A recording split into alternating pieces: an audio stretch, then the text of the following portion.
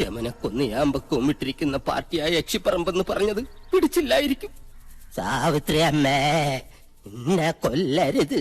ഞാൻ സാവിത്രിയല്ല, തുളസിയാ. അതിനിടയ്ക്ക് പേരും മാറ്റിയോ? മാധവേട്ടനില്ലേ?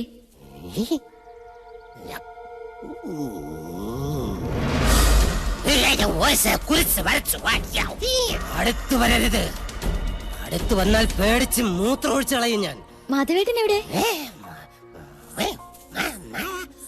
മാധവേട്ടൻ എവിടെ? മാധവേട്ടനോ?